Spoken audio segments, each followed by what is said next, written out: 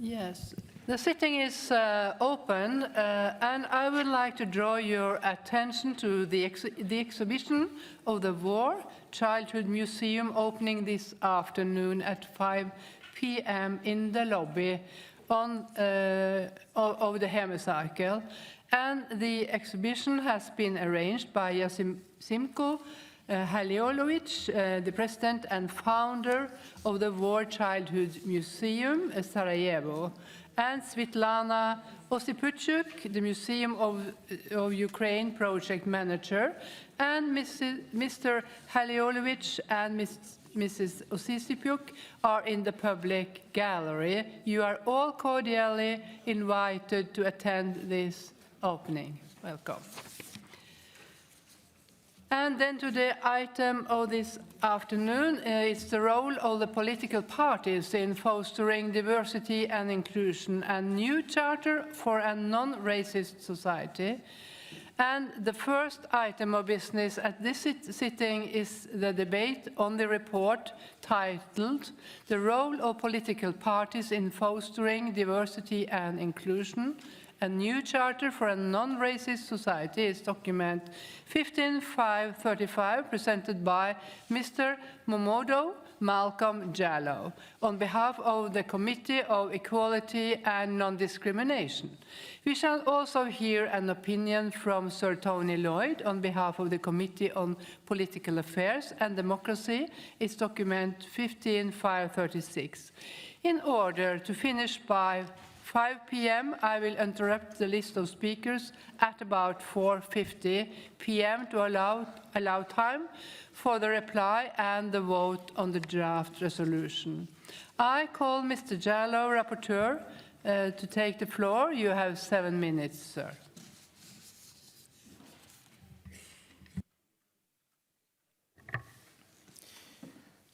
Madam President, dear colleagues, racism, xenophobia, sexism, and hate speech in all its different forms is on the rise, threatening the very fabric of Europe.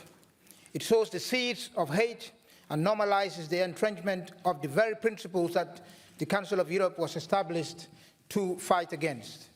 Intolerance and discrimination still permeates our societies, making our peaceful living together more difficult and undermining the human rights and dignity of millions of people. However, the lack of political will to acknowledge, speak out against, and address this has been one of the most significant barriers in achieving equality. Political parties are best placed to contribute to the fight against racism and intolerance and to foster an inclusive society.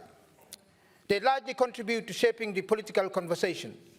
They are the main gatekeepers of elected bodies and enjoy a wide autonomy in regulating their internal functioning. As politicians, we owe a lot to our respective political parties. They support us, they put down our names on electoral list, they can also take our names off the electoral list and even deprive us of our party membership. So political parties have a wide autonomy and self-regulatory power that allow them to decide on our fate as members. The Charter of European Political Parties for a Non-Racist and Inclusive Society is based on political parties' self-regulatory power. It takes into account the evolution of Europe's social and political landscape, the emergence of new technologies in communication, and the increase in racism and intolerance. Political parties signing the Charter commit themselves to defending basic human rights and democratic principles, and to rejecting all forms of racism and intolerance and hate speech. When a political party signs the Charter, it simply means that the party shall demand the members abide by these principles. Now, we expect our parties to use this power not only to manage their internal functioning, but also to act for the common good, to make the world we live in more open, non-racist, and inclusive. Madam Chair, that's the reason we need this Charter for a non-racist, inclusive society. Racism and hate speech in all its forms is on the rise and being normalized. It undermines everything the Council of Europe stands for. Structural racism is a reality in Europe. Just think of the absurd conspiracy theory that targeted Chinese and people of Jewish origin during the COVID-19 pandemic, or the racist narrative about migrants from Africa and the Middle East. We politicians have an important role to play in preventing and countering hate speech, because communication is a crucial part of our work, in and out of Parliament, on and offline. Our responsibility should not be underestimated, because words have meaning, Madam President, and language is often where intolerance begins. Negative stereotyping, derogatory language, stigmatization. These are the 4 steps.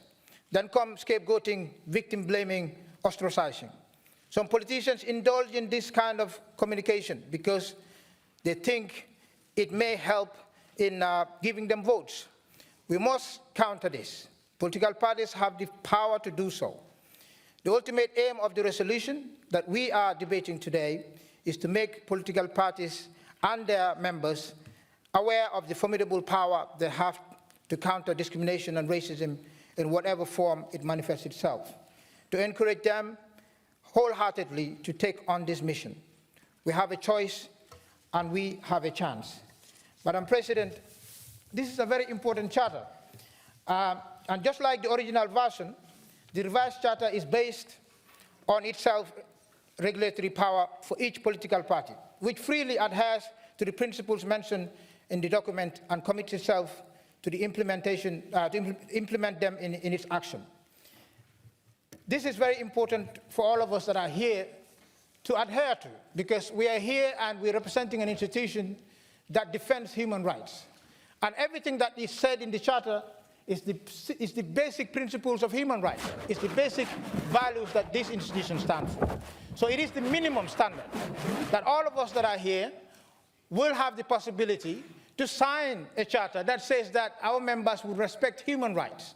Our members will refrain from spreading hate and hate speech. Our members would work for an inclusive society. That is what this charter is about. And that is something that we all that are here in this chamber agree on, because otherwise we wouldn't be here. It is important that we do everything that we can so as many people as possible would sign this charter, because as many parties as possible will sign this charter, because the last charter that we had, the previous one, we didn't have enough political parties to sign it. But in this new revised charter, we are hoping that each and every one of us would start from home, because they say charity begins at home. We read the charter, we go back to our political parties, and we ask them to sign it. Signing it means that we would abide by the very principles that this institution stands for. And what are these principles? The principle is to adhere to the fundamental human rights, non-discrimination. Those are the simple principles. And all of us might think, or maybe we all adhere to those principles.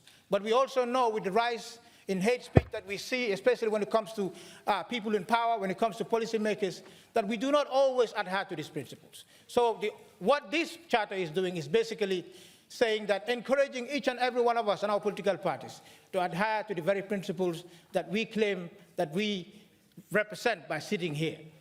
That is what it is saying.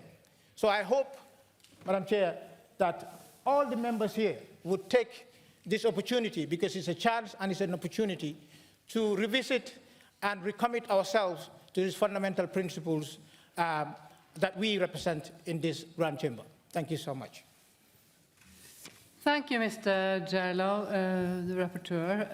And I now call Mr. Lloyd, rapporteur of the Committee of Political Affairs and Democracy, to present the committee's opinion. Thank you, Madam Chair. Let me begin by congratulating our colleague, Mr. Jarlow, for what I think is an excellent report, and a report that's timely, because he's right to tell us that in this European home of ours, hate speech is on the increase. Intolerance is on the increase, and some of that is driven by other forces, but clearly social media has been a major driver of those changes. And so it is time that we once again examine the role of political parties in combating this.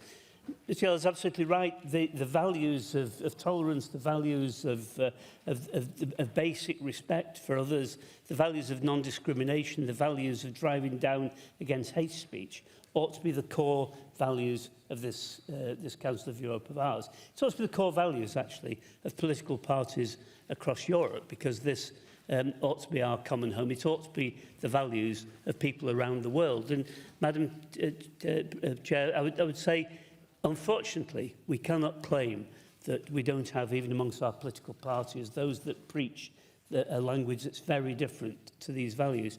And yes, social media has made that worse. I think within this context, we all recognise the role of leadership from our political parties, and particularly the role of leadership from the leaders of our political parties in demonstrating the case for tolerance, demonstrating the case that we want to change for the better.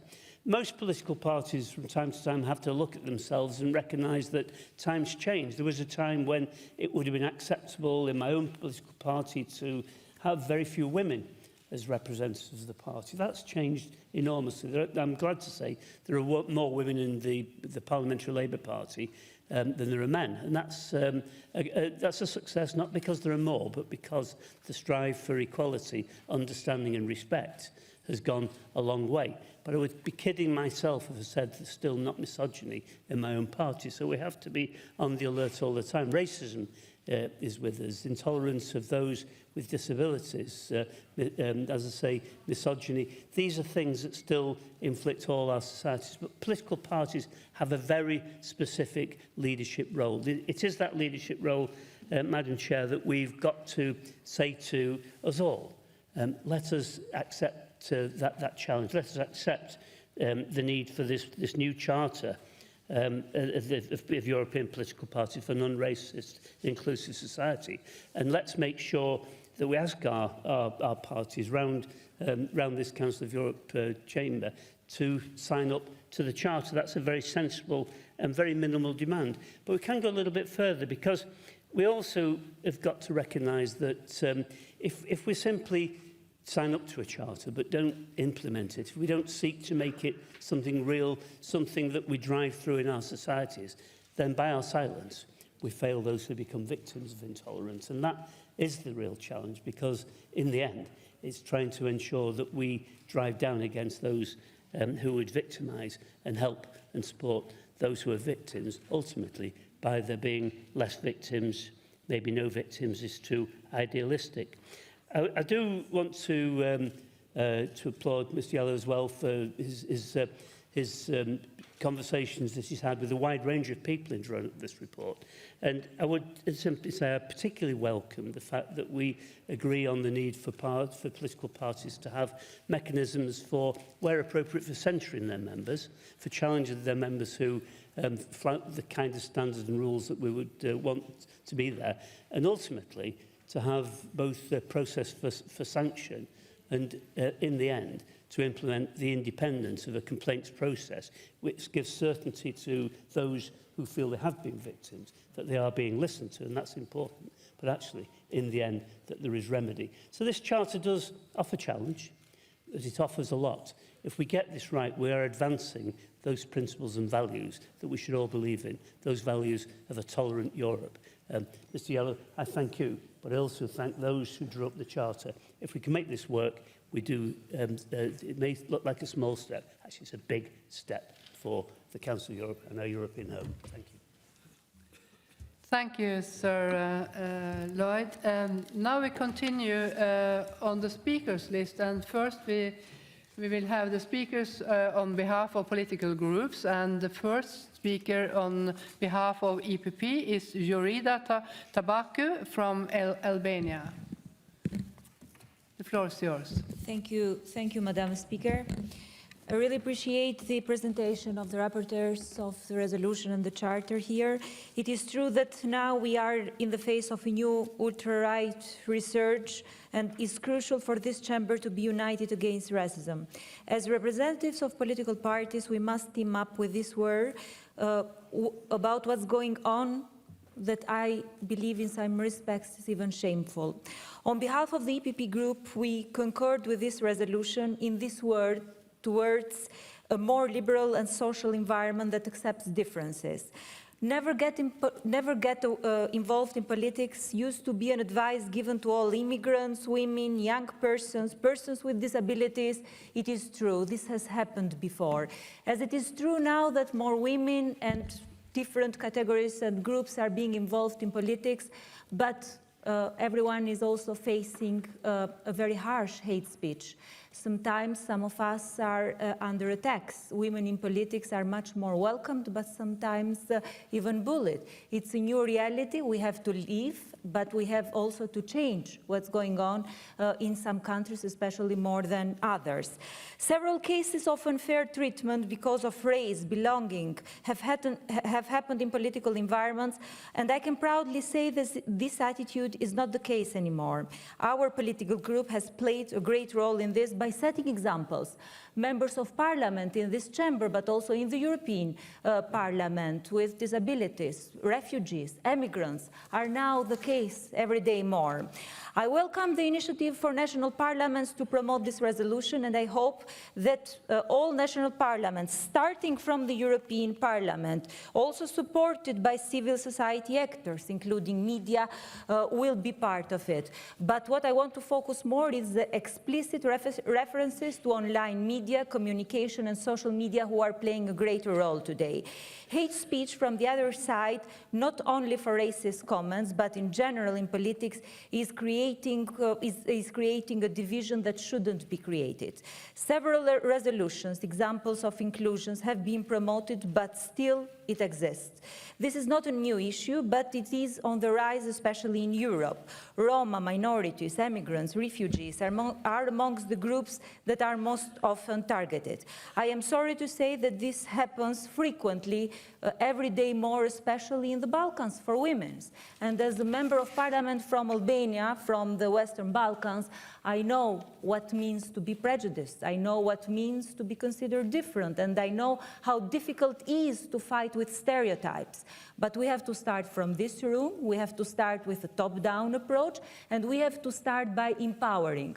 Everyone who chairs a party in a political environment said that I want to make change. But change comes by a top-down approach and by empowering your party structures. Thank you.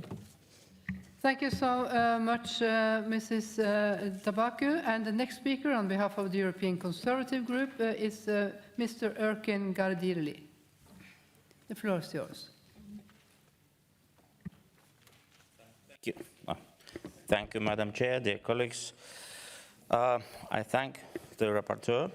I am more than sure that this draft report was conceived of, prepared and presented with good intention. Yet I'm rather skeptical about it. First of all, as a lawyer myself, I seriously doubt that this draft report is needed, because most of the issues which are reflected in this report are already covered by existing rules of international and national legal systems. On the other hand, dear colleagues, let us take into account that political parties, as non-state actors, have their very peculiar nature. By their nature, political parties are opportunistic organizations. They're squeezed within electoral cycles. And their two core strategies are mobilization of members and maximization of votes. This draft report and resolution seemingly tends to put an unbearable burden on political parties. They, as this report suggests, I seriously disagree with this suggestion, by the way, political parties are not best placed to counter racism, xenophobia, and other forms of discrimination. Yet, politicians and organizations should be held responsible for certain forms of speech which constitute punishable acts. Yet, this report suggests that their responsibility should also be prospective. This can end up with additional censorship. And let us not forget, like it or not, but hate speech is an integral part of free speech. This is how it developed. And what is hate speech can differ from culture to culture, and especially some meaning can get lost in translation. And since we live in the era of internet, when particular words of a politician in one country can be translated and then misunderstood in some other countries, international media. And politicians are now being blamed and lynched not by the governments, by the public. So this report can further endanger freedom of speech, and I think this report should be rejected. Thank you very much. Thank you, Mr. Gadirli. And now the next speaker on behalf of the ALDE group is Mrs. Fiona O'Loughlin. The floor is yours, representing Ireland. Thank you very much, Madam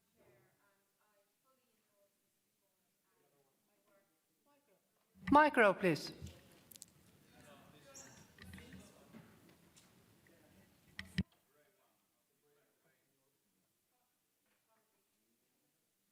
Thank you, Madam Chair.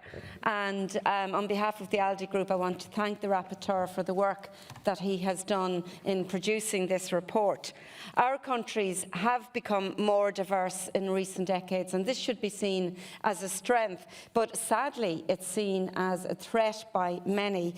And because of this threat that they perceive, they openly engage in racism and discrimination. Hate speech is rife and it permeates public communication, including political discourse, and very much online. If we accept that we live in a racist society, we also have to accept that it's not enough to be non-racist, but we have to be anti-racist, and we have to develop policies and protocols to fight racism and discrimination and to progress truly democratic and inclusive societies that basically emphasise and support the fundamental rights and values of human dignity, respect and equality. And it's the responsibility of every legislative body to send a clear message that racism will not be tolerated. I believe that political parties are best placed to contribute to the fight against racism and intolerance and to foster an inclusive society. Political parties largely contribute to shaping the political conversation and are the main gatekeepers of elected bodies, and indeed enjoy a wide autonomy in regulating their internal functioning. Unfortunately, migrants often find themselves marginalised from public discourse on issues of integration and diversity, and there's barriers indeed to migrants getting involved in politics and contributing to policy. Within the ALDE group, many of our parties have developed migrant networks to help address this issue and to encourage those from a migrant background to use their voice, to get involved and to help formulate policy. And I suggest that those parties here who have not developed these networks do so. We also absolutely need to call out politicians who deliberately make racist comments to garner populist popularity. We must engender respect by example, by promoting understanding so that people will make fewer wrong assumptions, let go of biases and stereotypes that are damaging to a pluralist and inclusive society. The Charter of European Political Parties for a Non-Racist and Inclusive Society originates from the revision of the previous 1998 Charter, which basically was in the last century, and a lot has changed then. So it's clear that we need a new Charter taking into account the evolution of Europe's social and political landscape, the emergence of new technologies in communication, and the increase in racism and intolerance. Of course, for the Charter to have an impact, monitoring its enforcement is absolutely crucial. Thank you. Thank you, Mrs. O'Loughlin. And the next speaker on behalf of the United Left is Mrs. Laura Castell from Spain. The floor is yours. Thank you, Madam Chair. First of all, we want to thank the rapporteur for this important initiative. It is of urgent need to put racism in the front row of political parties' priorities, and especially now, with the resurgence of extreme right and populist political parties like in Poland or Spain, Turkey, etc. Because racism is a frontal attack on democracy and human rights, political parties play a key role in combating and eradicating racism. We could summarize 5 actions that could be carried out in parallel. First, admit. It is essential admit that European society is racist and has a structural character, and the eradication of racism requires a specific and transversal legislative measures. Racism is not an isolated fact. It is a system of structural oppression that soaks all social, political, or economic structures and generates arbitrary domination. The racialization of entire groups permits everything from hierarchies of status and power. Everyday interactions, labor relations, legislation, or the composition of institutions, everything. It is expressed also in the naturalization of racism in laws and practices that legitimize and perpetuate racist social structures and result in school segregation, ethnic profiling, etc. Second, quantify. It is needed a system for collecting data to detect the concrete situations of racism and to take measures for its eradication. Third, fight. We need laws, measures, and mechanisms that explicitly prohibit discrimination on racist grounds, especially in police or justice, and reform legislation that causes inequality of rights based on the origin of people. Fourth, prevent. We need to promote awareness of historical facts that help explain current racism, disseminate insufficiently known phenomena as slavery or colonialism. It is necessary to guarantee the presence of this anti-racist memory in the public sphere, in education and in the media. And fifth, compensate. Provide means to ensure that the diversity of origins and phenotypes is also reflected in all spheres and levels of society, eliminating barriers, for example, in accessing to public office for residents or foreign nationality. As the report states, political parties are the best placed to counter racism, intolerance, and hate speech, promote diversity and foster inclusion, and we, as politicians, should refrain from perpetrate racism. That is why this revised charter is very, very necessary, and we encourage all political parties of all delegations of the Parliamentary Assembly to sign and adopt it. Thank you very much. Thank you so much, Mrs. Castell. And then Mrs. Margaret Boer from the Socialist Group representing Netherlands. The floor is yours. Thank you, Chair. On behalf of the group of Socialists and Greens, I want to thank Mr. Mamadou Diallo for this most important report and Sir Tony Lloyd for his comments and additions. As the report rightly states, we are facing increasing racism and intolerance in Europe. Hate speech is targeted at people because of their ethnic origin, cultural background, skin color, religion, gender, sexual orientation, or other grounds which make them the other. It is good that the scope of the Charter is broadened so it covers discrimination on all these grounds. What the report does not explicitly mention is the multiple discrimination a lot of people have to face. If you are a woman and black, you have to endure both sexism and racism. If you are Muslim and gay, you also have to face a lot of extra hate. I'm sure the rapporteur does acknowledge this, and the No Hate Parliamentary Assembly will take it into account when reviewing the implementation of the Charter. This report is a special one because it does not address the Member States or the Committee of Ministers, but our political parties, the European Parliament, national parliaments, civil society, and, if the amendment of Sir Lloyd will be accepted, the national delegations and political groups within PACE. This means this is not a resolution we can adopt and move on to the next topic. We have to work on it. And working on it is more than speaking out our good intentions.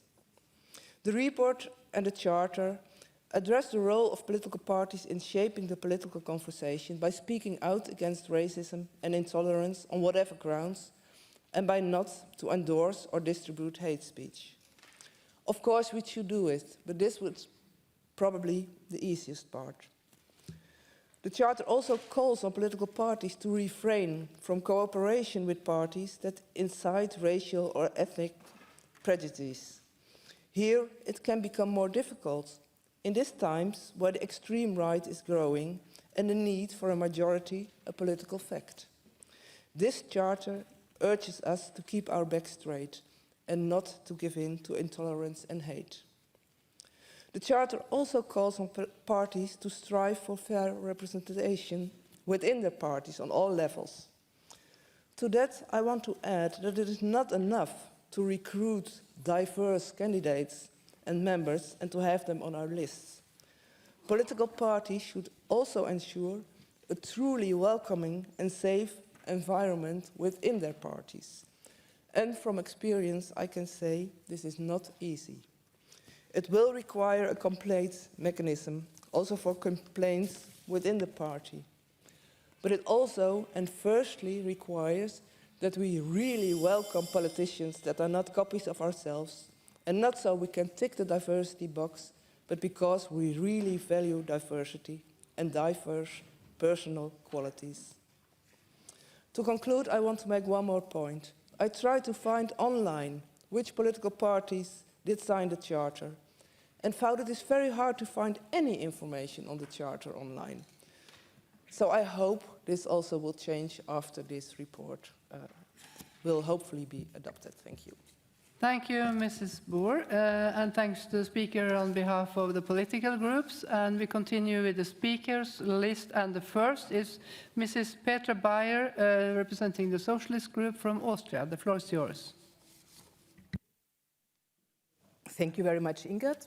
Ja, Kampf gegen Rassismus, gegen Hass und gegen Intoleranz muss auf sehr, sehr vielen Ebenen parallel geführt werden.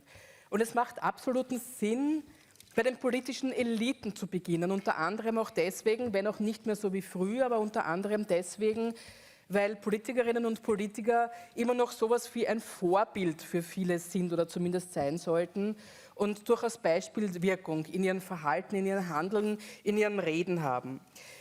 Und darum ist es natürlich ganz, ganz schlau, bei den politischen Parteien anzusetzen, weil es sind in der Tat die politischen Parteien, die es am ehesten schaffen, ihre Repräsentantinnen, ihre Kandidatinnen in Wahlkampagnen auch wirklich, ich sage jetzt mal, am Zügel zu nehmen und irgendwie zu schauen, dass sie sich auch wirklich dementsprechend so verhalten, dass Rassismus, das Bedienen von rassistischen Ressentiments nicht zu einem Wahlkampfmagnet wird, nicht zu einem einfachen Stimmenfangern auf Kosten von denen, die in einer Minderheit sind, auf Kosten von denen, die irgendwie anders sind. Das ist etwas, was Gesellschaften auseinandertreibt. Das ist etwas, was nicht dazu beiträgt, Menschenrechte zu fördern, Minderheiten zu fördern und auch Vielfalt in einer Gesellschaft, der sehr fruchtbar ist, der sehr wichtig ist, wirklich herzustellen und respektvoll miteinander umzugehen. Wenn wir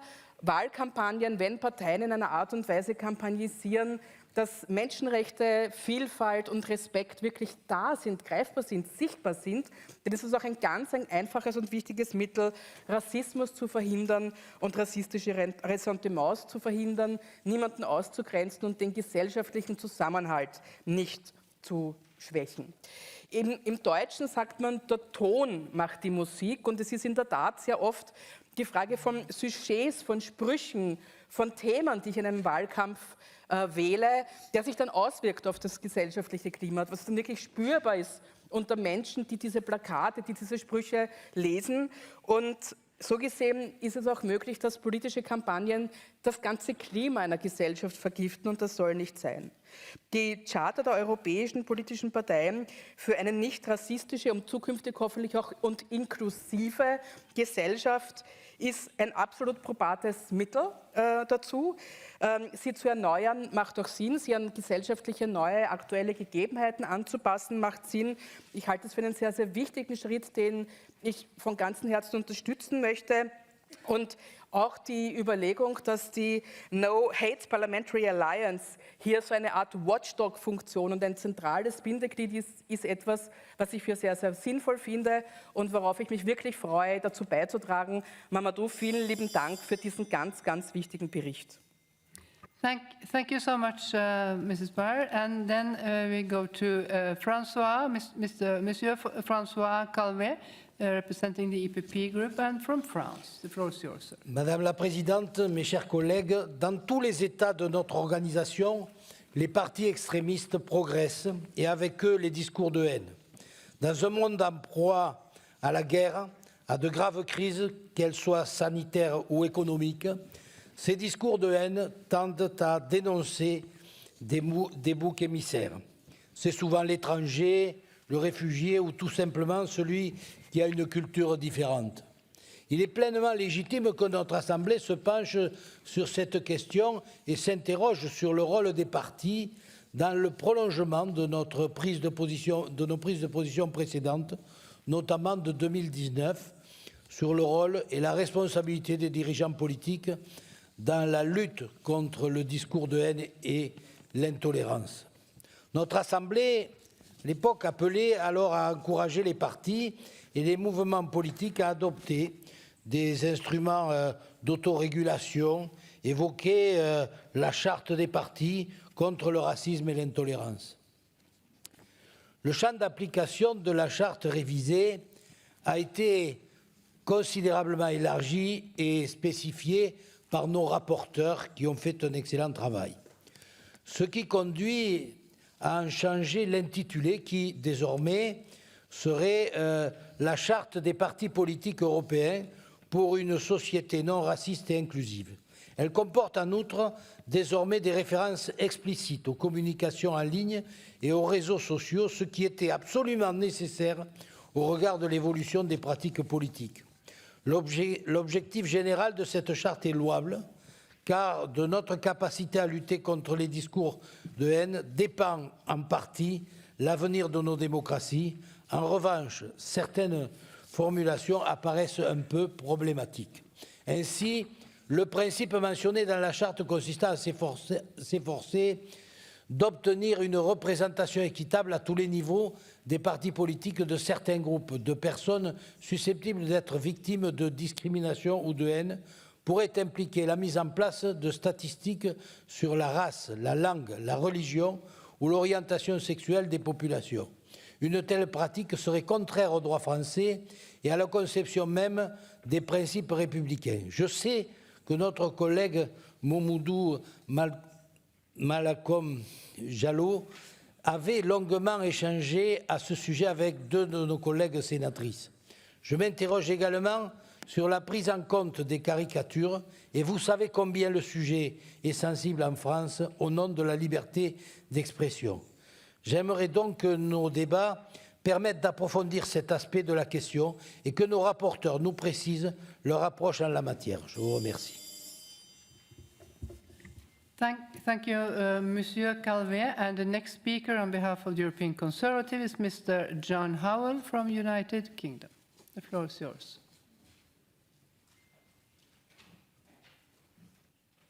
Thank you very much, Madam Chairman.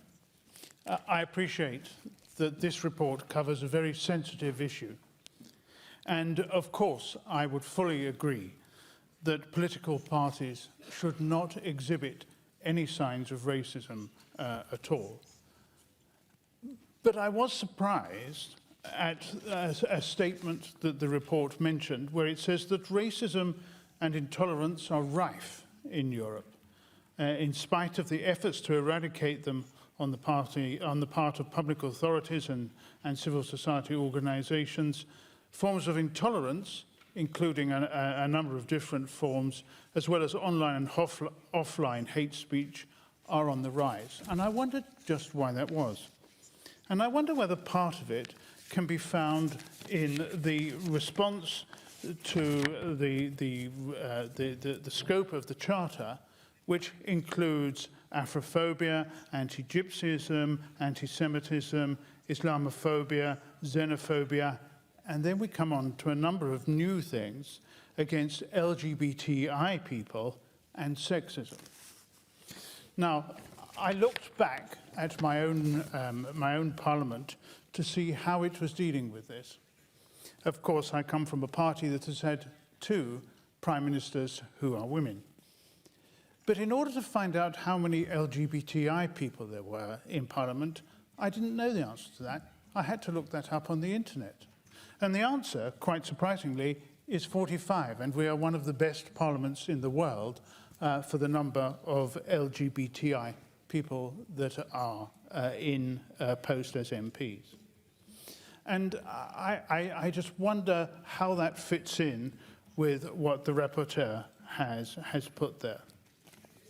Of course, we must deal with racism and we must deal with intolerance. But the pressure on political parties can be also seen to be exercised by people in the street. If you take, for example, the accusations of anti-Semitism that were made against the Labour Party, and look at the Labour Party now, you will see many, many changes that have occurred as a result of that feeling there. And all of that was done without a new charter. So would these things be better dealt with by a new charter or by simply pressure from members? I think that they would be dealt with better by pressure from members and pressure from the voters. Who is going to pay for this compliance? Who is going to look at the compliance? And who is going to help to root it out? Thank you. Thank you so much, Mr. Howell. And the next speaker is Madame Jennifer de Temmerman from France and representing ALDE. The floor is yours.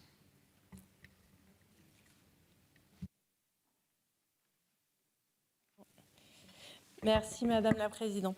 Chers collègues, je tiens d'abord à remercier le rapporteur pour son travail. Vous dire que je partage l'idée qu'effectivement il fallait réviser la charte et il faut remettre en avant la question du rôle des partis politiques dans la lutte contre la discrimination et le racisme. Vous le savez, en France, on sort d'une très longue séquence politique qui a commencé avec les élections présidentielles et qui s'est achevée hier soir avec les élections législatives. Et je veux dénoncer ce qui s'est passé, parce que c'est une belle chose d'être ici et de parler de chartes et de dire qu'on va signer des chartes, mais c'est autre chose que ce qui s'est passé en France. Et j'ai honte de ce qui s'est passé en France. Vous le savez peut-être, la prochaine délégation française comportera certainement des députés d'extrême droite, puisque nous avons, pour la première fois depuis 36 ans, un groupe de Rassemblement national qui va se former en Assemblée. Et pas un petit groupe, un groupe qui est multiplié par 11. Nous aurons 89 députés RN. Pourquoi ? Monsieur le Président Macron a su, entre les 2 tours, faire appel au Front républicain en France pour se faire réélire. Et puis, une fois réélu, il n'a eu de cesse de s'en prendre sans cesse, politiquement, lui et son parti, à l'alliance de la gauche, des socialistes et des écologiques en France. Il a tellement passé de temps à critiquer cette alliance qu'il a laissé le RN faire tranquillement sa campagne. Et ça, c'est une responsabilité des partis politiques. Oser dire qu'on a un front républicain contre une alliance de gauche, c'est ouvrir la porte au Rassemblement national. Et c'est ce qui s'est passé hier. Alors oui, on a un vrai retour de la gauche et des écologistes à l'Assemblée nationale, mais on a surtout, et moi c'est ce que je retiens, 89 députés RN. Et sur ma circonscription où j'avais fait le choix de ne pas me représenter, il faut quand même savoir que la majorité présidentielle n'a jamais appelé au Front républicain contre le Rassemblement national et qu'ils n'ont pas appelé à voter contre une députée écologiste contre le Rassemblement national. Résultat, ma circonscription sera représentée par un extrémiste l'année prochaine. Alors, c'est bien beau de voter des chartes, mais il faut aussi que les partis politiques se regardent en face et que quand leur seul enjeu c'est de se faire réélire, voilà ce qu'ils font. Ils oublient tous les beaux principes qu'ils avaient dénoncés. Le parti du président Macron oublie tous les beaux principes et sa soi-disant lutte contre l'intolérance et le racisme et permet d'avoir un groupe de 89 Rassemblement national à l'Assemblée nationale française. Merci. Thank you so much, Madame de Temmerman. And next speaker is Mehmet Mehdi Eker from Turkey. The floor is yours, sir. Thank you, Chair. Dear colleagues, It's very timely to speak today about a new charter on the role of political parties in fostering diversity and inclusion. I congratulate Mamadou Malcolm Jallow for his report, which provides us parliamentarians the revised text of the Charter of European Political Parties for a non-racist and inclusive society. It has been quite a long time since the previous charter has been drawn up and opened for signature in 1998. The recent challenges faced in Europe regarding racism and intolerance, the rise of hate speech and Islamophobia through a large spectrum of political parties required the revision of the Charter. Therefore, I believe that such an update will be crucial fighting against racism in Europe. Dear colleagues, political parties provide an essential forum for countering racism and intolerance, as they greatly influence the formation of political discourse.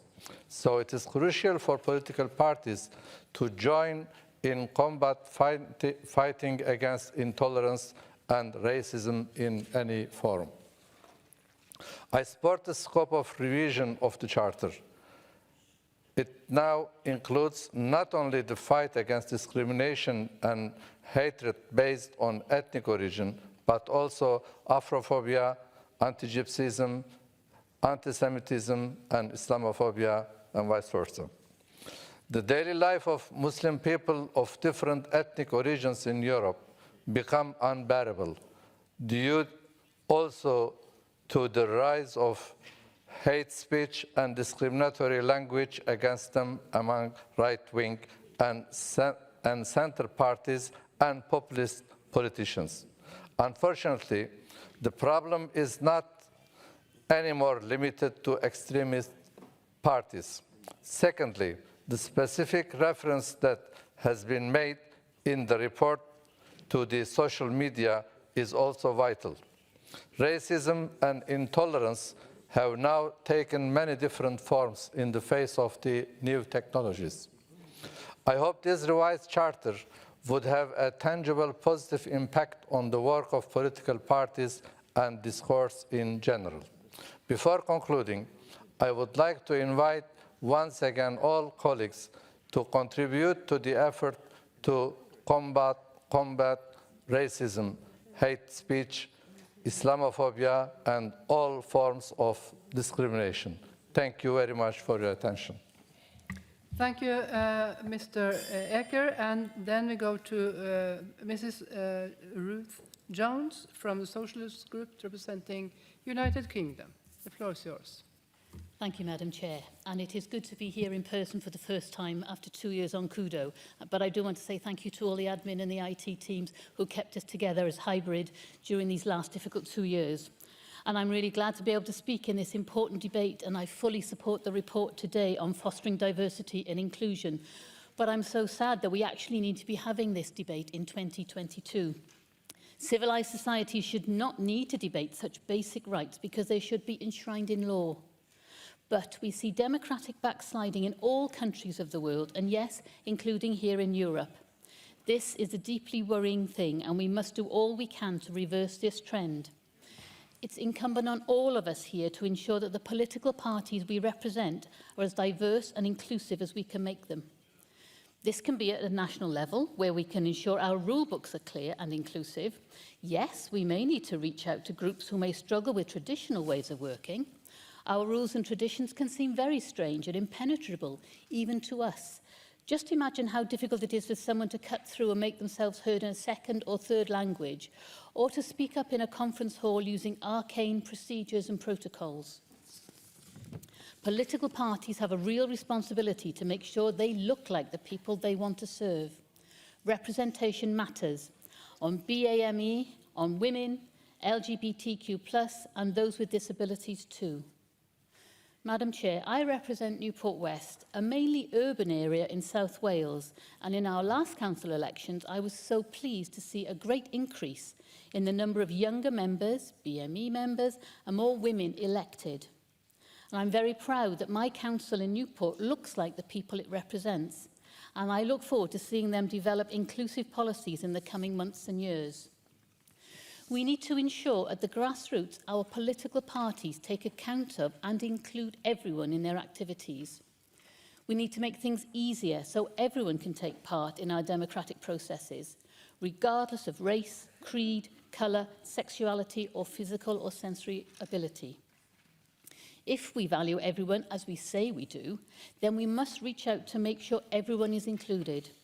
We must not leave anyone behind. Actions speak louder than words. Thank you. Thank you so much, Mrs. Jones. And the next speaker is Monsieur Alain Melot from the EPP Group and representing France. Monsieur Melot.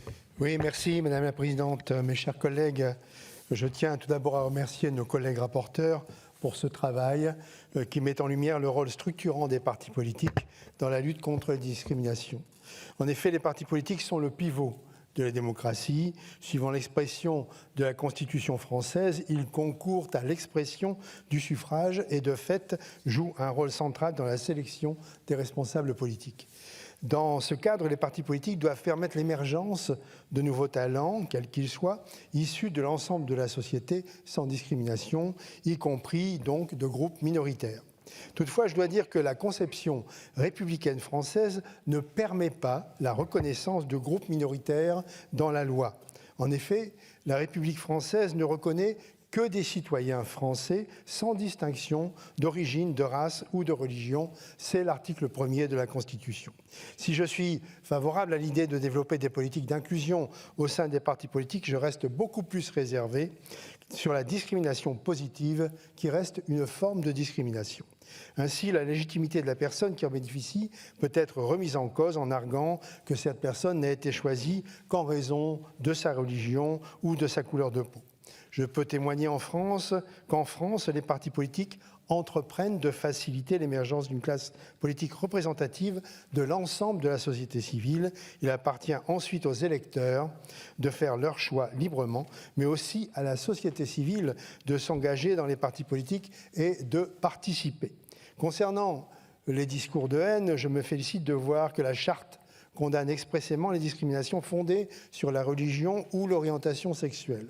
Ceci est d'autant plus important que les discours de haine, ça a été dit, se multiplient à travers l'Europe. Mes chers collègues, nous avons tous une responsabilité importante pour ce qui est des discours de haine et que nous devons dénoncer de manière systématique. Et les partis politiques ne doivent pas servir à propager davantage ces discours, comme le souligne Sir Tony Lloyd dans son rapport pour avis. Les chefs de partis politiques ont en la matière une responsabilité particulière et ils doivent prendre les mesures qui s'imposent contre les membres de leur parti qui véhiculeraient racisme ou haine. La charte révisée, même si elle nécessite des clarifications juridiques sur la portée de certaines de ses stipulations, peut constituer un outil utile. Sa portée effective dépendra évidemment de la manière dont les partis politiques y adhéreront et l'utiliseront. Merci. Thank you, Monsieur Melot. And then we continue to Lord Leslie Griffiths from United Kingdom and the Socialist Group. Thank you, Chair, and to all who've taken part in this debate thus far, and particularly to Mr. Jallow for bringing before us material which I think is a reminder of what we have been or ought to have been and must continue to be. There is nothing radically new except the prise de position and a commitment to a future based on the values he describes. If I have a sadness with the report, it is that it is largely reactive. Hate speech can only be dealt with when people have spoken hatefully. And after the event, to formulate responses to what has been said becomes a different kind of exercise. I'm the product of a liberal education in a tolerant country. But I recognize that that has given me what I can only call a bourgeois way of looking at issues like this, so that I can smile when it's appropriate, I can be polite and courteous, and none of that affects the inner being from which attitudes that we really need to be contending with spring. Perhaps I may be personal, and I hope that the members here will allow me that, they can behead me afterwards, if not. Simply that I began my ministerial, I'm a churchman, career in Haiti, in the Caribbean. My wife, who's here today, and I spent 10 years there. I was sent there because I spoke French, but I had 48 communities to look after where no one spoke French. We were in the hills, the mountains of Haiti. This is the most despised nation you can imagine. And the peasant people of Haiti, Frantz Fanon called them les miséreux de la terre, they were the people who humanized me, who taught me their language, who offered me their courtesy and their hospitality and their generosity. And I learned more from that about the levels at which we must learn to be together than I ever did by, forgive me, reading a charter. Indeed, when I think about HIV/AIDS, does everybody know that the HIV, the 4 H's, is hemophiliacs, heroin addicts, homosexuals, and Haitians? The racism that Haiti has suffered from is extraordinary. I've seen it with my own eyes. It is detestable. That these people who gave me back my humanity should be treated in that way. And I believe that we have to find a way to get through the lawmaking and the charter setting to the cultural level where actually we might actually learn to enjoy people of other backgrounds and learn from them and be bettered by them. And so this personal word, thanks for the effort, a good read, may it come to pass, but may we go deeper in our ongoing considerations. Thank you. And the next on the list is Monsieur Klinger. The floor is yours. Merci Madame la Présidente, mes chers collègues. La liberté d'expression est une composante essentielle d'une société démocratique. Elle est reconnue par notre Convention. Toutefois, cette liberté peut malheureusement être détournée pour promouvoir les préjugés et l'intolérance. Il est donc nécessaire de définir des limites à la liberté d'expression des uns pour protéger les autres contre la haine. Dans certains États, la liberté d'expression est encadrée par la loi. C'est le cas notamment en France où les propos racistes sont sanctionnés par le droit pénal. Toutefois, des plaintes ne sont pas toujours déposées et nous savons que le temps de la justice n'est pas celui des médias et encore moins celui des réseaux sociaux. La sanction judiciaire, lorsqu'elle est prononcée, n'empêche pas la propagation de discours haineux qui peuvent déstabiliser nos démocraties et menacer certains groupes de population.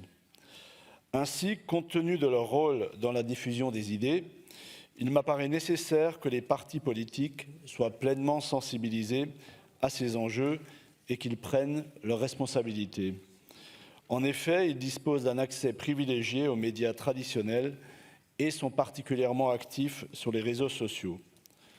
La Charte des partis politiques européens pour une société non raciste et inclusive, signée à Utrecht en 1998, fournit à cet égard un cadre qui peut être utile, en formalisant l'engagement des partis politiques à défendre les droits humains et les principes démocratiques fondamentaux, en rejetant toute forme de haine. La révision en cours devrait permettre d'étendre ce champ d'application à l'homophobie notamment, ce qui me semble être une bonne chose. Je souscris aussi aux interrogations de certains de mes collègues sur la portée juridique de certaines stipulations envisagées, notamment au regard des valeurs constitutionnelles nationales. En tout état de cause, je forme le vœu que cette révision de la Charte permette que des débats s'engagent au sein des partis et contribuent à sensibiliser les responsables politiques de nos États membres à la lutte contre les discours de haine. En tant que parlementaire et membre de cette organisation, je suis convaincu que nous avons une responsabilité particulière pour éviter les discours de haine qui se banalisent et qui remettent en cause nos démocraties. Je vous remercie. Thank you. The next speaker is Mrs. Höchst. The floor is yours. Vielen Dank, Frau Präsidentin, meine Damen und Herren! Ich denke, wir sind uns einig. Niemand darf wegen seines Geschlechts, seiner Abstammung, seiner Rasse, seiner Sprache, seiner Heimat und Herkunft, seines Glaubens, seiner religiösen oder politischen Anschauungen benachteiligt oder bevorzugt werden. Niemand darf wegen seiner Behinderung benachteiligt werden. Und Parteien sind nicht nur rechtlich gut beraten, nicht gegen dieses Wertefundament zu verstoßen. Um eine positive Wirkung dieses Berichts zu erzielen und gleichzeitig unsere westlichen Werte auch in Bezug auf die Meinungsfreiheit zu wahren, müssen wir allerdings sicherstellen, dass seine Grundpfeiler selbst frei sind von doppelten Standards. Das sind sie leider nicht. Die Rassismusdefinition beispielsweise ist in sich selbst rassistisch, indem sie festschreibt, dass Weiße nicht diskriminiert werden können. Das ist nachweislich falsch. Es ist weiterhin falsch, Menschen, Minderheiten und Opferrollen zuzuweisen, sie in diesen zu fangen, zu quotieren und damit umgekehrten Rassismus und Ressentiments zu schüren. Es darf nicht sein, dass Parteien und Bürger die Missstände zu Recht faktenbasiert ansprechen, mit dem Hinweis auf vermeintlichen Rassismus, Diskriminierung, Hass und Hetze mundtot gemacht werden. Eine andere Meinung zu haben als die gängige Linke darf nicht kriminalisiert oder durch Beobachtung durch Inlandsgeheimdienste als verfassungsfeindlich verfemt werden. Es darf keine doppelten Standards nach Hautfarben oder Herkünften weder in Bezug auf die Rassismusdefinition und Hate Speech noch sonst irgendwie geben. Wir nähern uns einer pseudodemokratischen Gesellschaft, die bereit ist, die Meinungsfreiheit einzuschränken, Zensur auszuüben. Dieser Bericht wäre unreflektiert also ein weiterer Schritt auf dem Weg zu einer postdemokratischen Gesellschaft, die sich zusehends undemokratischer verhält, paradoxerweise zum Schutze der Demokratie. Meine Damen und Herren, diese doppelten Standards zerstören unsere Werte, unsere Demokratie mehr, als dass sie sie schützen. Moralische Zeigefinger gegen Leute zu erheben, die illegale Einwanderung kritisieren oder Phänomene wie den Kulturbonus, den sogenannten Verbotsirrtum bei Gerichtsurteilen oder gegen Leute, die zu Recht opponieren gegen Feststellungen wie der Penis sei kein primär männliches Geschlechtsorgan. Solche Zeigefinger und Hate-Speech-Etikettierungen erweisen uns in ihrer Bigotterie einen Bärendienst und unterstützen letztlich die Autokratie und nicht die Demokratie. Vielen herzlichen Dank. Danke sehr. I call next Mr. Grass from Luxembourg. Merci Madame la Présidente, chers collègues. Notre quotidien est intoxiqué et souffre de plusieurs maux. Le racisme et la xénophobie représentent les principales entraves à un bon fonctionnement de notre société. Il s'agit d'un phénomène tendant à normaliser la haine envers des personnes en se basant sur des caractéristiques de couleur de peau, de nationalité ou d'ethnie, de sexe ou d'orientation sexuelle ou encore de religion. Au Grand-Duché du Luxembourg, mon pays natal, presque 50% des résidents n'ont pas la nationalité luxembourgeoise. Grâce à une législation très favorable, l'acquisition de notre nationalité ne s'avère pas particulièrement problématique. Il s'ensuit qu'une bonne partie des luxembourgeois obtiennent leur nationalité étant eux-mêmes issus de l'immigration. Et pourtant, malgré cette grande diversité, la discrimination demeure un problème pour notre vie commune. D'après le dernier rapport d'activité du Centre pour l'égalité de traitement, 60 cas sur les 245 dossiers introduits sont motivés d'une discrimination trouvant son origine dans la descendance ethnique de la personne, soit un cas sur 4, une tendance malheureusement à la hausse. Une meilleure intégration de la population non autochtone ne peut être atteinte que par une participation accrue à la vie politique. Pour cette raison, notre Parlement votera sous peu une modification de la loi électorale concernant les communes qui a pour objet la suppression de la clause résidentielle de 5 années. Chaque concitoyen aura la possibilité de participer aux élections communales dès son entrée sur le territoire luxembourgeois, sous réserve de s'inscrire sur les listes électorales. Mesdames et messieurs, le racisme est un problème de portée globale, notamment dans des pays connaissant d'importants flux migratoires. Une libération de la parole est constatée au niveau de l'extrême droite. Certains partis politiques, regrettablement aussi dans notre organisation, contribuent à cette promotion. La prolifération des réseaux sociaux favorise un environnement sans scrupules. À qui donc revient-il de lutter contre ces schémas de pensée et de les remettre en cause? La réponse est simple. C'est à nous tous, aux associations, aux institutions et surtout aux partis politiques. Les partis politiques doivent montrer le bon exemple.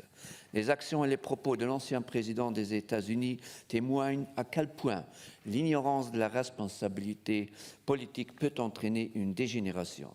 Il revient aux partis politiques de promouvoir l'inclusion sociale par des débats parlementaires, des chartes de diversité et un cadre légal afférent. Il revient également aux partis politiques de définir les lignes rouges qui ne peuvent être transgressées. Et il revient aux partis politiques de sensibiliser davantage les gens afin d'identifier tout acte raciste ou discriminatoire. L'approbation d'une nouvelle charte pour une société non raciste est un outil exemplaire pour s'attaquer à ce fléau qui est la discrimination. C'est pourquoi je soutiens tout effort aspirant à la construction d'une société plus équitable et plus respectable. Il me tient encore à féliciter M. Jalot pour son excellent rapport. Merci. Thank you. The next speaker is Madame Maher from Switzerland.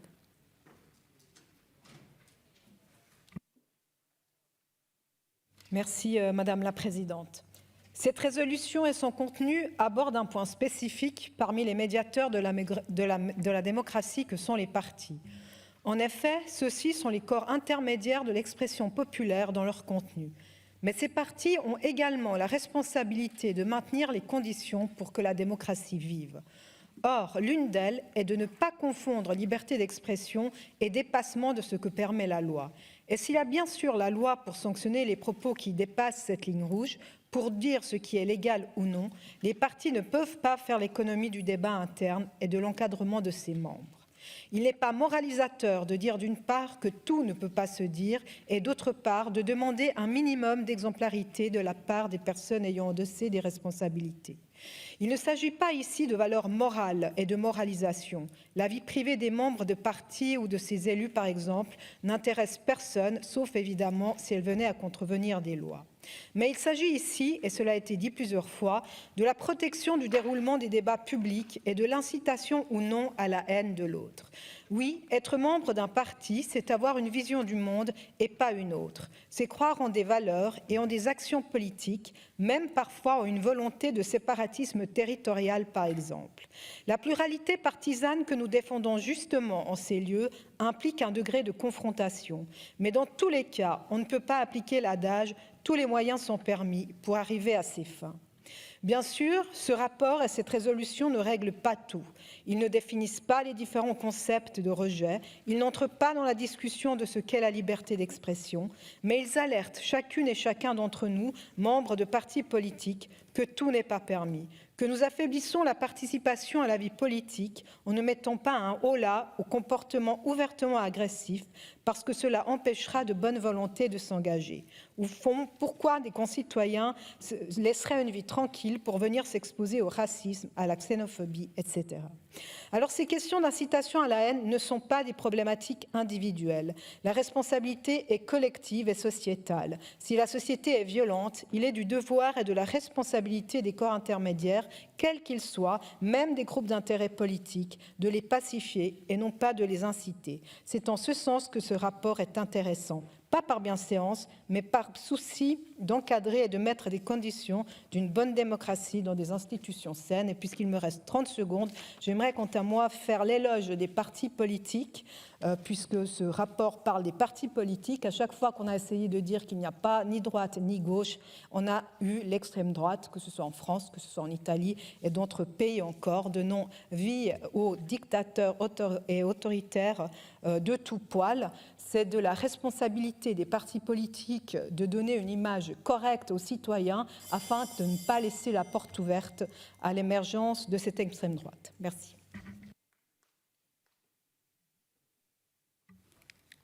Thank you. In the debate, I'll call next Mrs. Boylan from Ireland. Thank you, Chair, and I welcome today's debate because I think there's no doubting that Europe has a problem with racism and discrimination. And it's also correct to say that there are many political parties, and not just those on the far right, that do stoke the flames of racism. Years of austerity and the wars in Syria and elsewhere have seen political parties pit vulnerable or minority groups against one another in competition for underfunded services and resources. And it's absolutely the role of political parties, their leaders and its activists to be actively anti-racist. And the first step is accepting that racism and discrimination is a reality and that we all have a responsibility to be open to examining our own unconscious prejudices and stereotyping. And for example, in Ireland, there are many politicians who will stand up against racism, against migrants and refugees, who will show solidarity to the Black Lives Movement, yet will see no problem in voting against the provision of housing or services for members of the traveller community. And anti-traveller discrimination continues to thrive in Ireland. In a recent study, it found that 55% of those asked wouldn't have a traveller as a community member, 75% wouldn't have a traveller as a co-worker, and 83% of those asked wouldn't employ a traveller. So we have to accept that there is no acceptable form of racism or discrimination. And that's why I welcome the rapporteur's expansion of the types of discrimination to include anti-Gypsyism, Afrophobia, anti-Semitism, Islamophobia and the LGBTQ+ community. Because also our LGBTQ+ community are under sustained attack for the last number of years. And the Human Rights Commissioner was right to call out politicians who are shamelessly targeting that community for political gain. But I would also urge caution to all of us who see ourselves or view ourselves as opposed to discrimination to not fall foul to the manufactured debate that is taking place. We know the tactics of the far right is to dress up so-called reasonable debate as a Trojan horse for hate and division. It's a well-worn tactic as they try to roll back fundamental rights gained after hard-fought battles. And the United States Family Research Council are now talking openly about that tactic, to separate the T from the LGBT, to roll back LGBT rights, to stoke up fears about women's rights by targeting trans rights. We as politicians must see through the tactics and resist attempts to disrupt social cohesion. The Charter for a Non-Racist Society is a positive step to put words into action, to allow ourselves as politicians to be held accountable for our words and our actions. No one is trying to close down freedom of speech or expression, but we have to be accountable for what we say and expect to be challenged on what we say.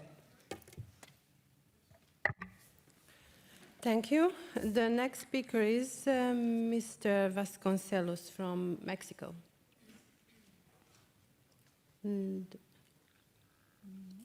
No, it seems that he's not here.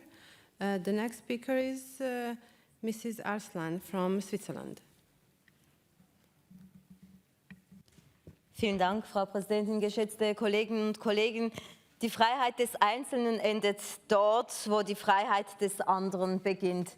Sie mögen sich sicher alle an das Zitat von Kant erinnern. Und wenn wir heute über Meinungsäußerungsfreiheit diskutieren und Diskriminierung, Rassismus oder Hassreden gerne unter die Meinungsäußerungsfreiheit äußern, dann begehen wir einen großen Fehler, denn es ist nicht nur falsch, es ist sondern sehr gefährlich. Gefährlich für die einzelnen Personen, die davon betroffen sind.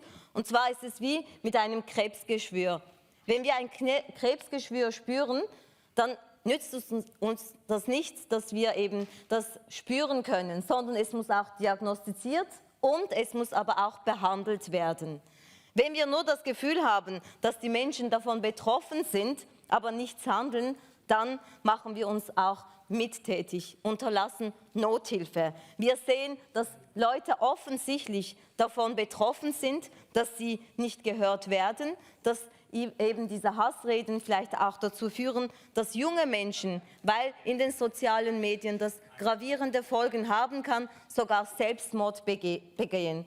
Es kann dazu führen, dass rassistische Folgen für einzelne Personen dazu führen, dass junge Menschen mit Migrationshintergrund in verschiedenen Ländern Selbstmord begehen. Ich weiß nicht, ob Sie vielleicht Zahlen dazu gehört oder gelesen haben, aber das ist ein Fakt und ich als Seconda kann das ganz klar bestätigen, weil ich tagtäglich damit betroffen bin, damit ich genau diesen Menschen zuhöre und versuche, ihr Anliegen aufzunehmen. Was können wir machen? Wir können eben nichts machen, aber durch das, was wir heute hier diskutieren, zeigen wir, dass Selbstregulierung selbstverständlich gut ist, aber anscheinend nicht ausreicht. Nicht ausreicht und deshalb auch die Parteien, die hier betroffen sind, eine Verantwortung übernehmen sollten. In der Schweiz wissen wir, dass zum Beispiel in diesen Parteien, wo die Frauen viel mehr auf den Listen sind, auch mehr gewählt werden und dort auch mehr Frauen kandidieren. Bei jenen Parteien, wo Frauen vielleicht nicht so oft gewählt werden, kandidieren sie auch weniger. Also können eigentlich Parteien mit diesem Hebel etwas anfangen und sagen, dass sie Rassismus, Diskriminierung und eben auch diese Hassreden nicht dulden und hier vorangehen. Und dieser Bericht ist folglich etwas, was wir mit nach Hause nehmen können. Ich möchte mich beim Berichterstatter ganz herzlich danken. Machen wir einen kleinen, aber wichtigen Schritt und sagen wir den Parteien, ihr habt es in der Hand, etwas zu ändern. Und dieser Schritt wird ein großer Schritt sein. Besten Dank. Thank you, or vielen Dank. The next in the debate is Mrs. Ahedo from Spain. The floor is yours. Thank you. Good afternoon. Bien, lo primero, agradecer los dos informes que se han presentado hoy. Bien, que los discursos de racismo, de intolerancia y de odio están creciendo en Europa es una obviedad, y ya lo han dicho todas las personas que han hablado antes que yo, y también los discursos que criminalizan a grupos y a colectivos. Y no podemos bajar la guardia. Tenemos que mantener un esfuerzo para crear conciencia, pero también para crear una cultura de tolerancia, de respeto, una cultura de diversidad, de dignidad y de derechos. Los políticos, las políticas y los grupos políticos, los partidos, jugamos un papel importante, pero no dejamos de ser solo una herramienta más. Pero es cierto, podemos marcar discurso, con lo cual nuestro papel es importante, pero no solo en el rechazo o en la condena de lo que no se hace bien, sino que tenemos que, desde el ejemplo y la proactividad, generar actitudes en positivo. La carta revisada que hoy se ha presentado nos parece que es importante, por un lado, aumentar el número de adhesiones, pero también y sobre todo y fundamental, evaluar su cumplimiento. Pero no tenemos que olvidar, y ya se ha dicho aquí también, mientras hay partidos que respaldamos la Carta y sus implicaciones, convivimos con otros supuestamente democráticos, al menos en la parte formal, y todos conocemos cómo es su discurso de odio, de intolerancia, su discurso racista, negacionista, xenófobo. Y claro, aquí es donde hablan de libertad de expresión, pero es que absolutamente todas las libertades tienen su límite. La de expresión también. Vemos en esos partidos, y todos sabemos quiénes son en cada uno de nuestros lugares, vemos el fundamentalismo en su discurso, la radicalidad de sus principios, si se les pueden llamar principios, su dogmatismo. Y yo creo que lo que es necesario es poner freno. No es suficiente con firmar una carta, no es suficiente con tener un discurso y unas prácticas correctas. Hay que cumplir en mucho más. Y tenemos una obligación, que es la de no homologar los discursos intolerantes, la de no blanquear actitudes de partidos que solo son democráticos en la parte formal. Y en algunos lugares, como en el Estado español, pues miren, esos partidos llegan hasta a los gobiernos, y gracias a partidos que firmarán esta carta probablemente, unos para no facilitar que los rivales gobiernen y otros legitimando y pactando para poder gobernar. Y esto es verdaderamente peligroso, verdaderamente peligroso. Hay una involución total en los derechos y no podemos permitir que estos partidos con estos discursos lleguen a los gobiernos. No podemos ser cómplices. Estamos ante un fenómeno global que simplifica y distorsiona la realidad y que creo que ningún partido que se crea democrático puede tolerar. Gracias. Gracias. The next speaker is Mrs. Erotokrito from Cyprus. Thank you, Madam Chair. First of all, let me thank the rapporteurs for this excellent report we're debating today. Dear colleagues, as we navigate the 21st century, Europe is still experiencing a steady increase in various forms of intolerance and overt discrimination against vulnerable and oppressed social groups. Although civil society and political parties are increasingly combating the reproduction of hurtful stereotypes and the expression of hate speech, discriminatory acts continue to occur in every walk of everyday life. Political parties can and should play an important role in fighting discrimination and in promoting equality, inclusion and diversity. These principles should be set high in the agenda of political parties' youth organizations. These are topics that should be included and promoted by the political parties themselves as priorities in their political agenda. Young people in our societies should be made aware and have the opportunity to debate the need for inclusion and therefore come to their own conclusions as to the necessity of achieving this target. It is there in young people's minds where most of grassroots principles of inclusion and openness is happening.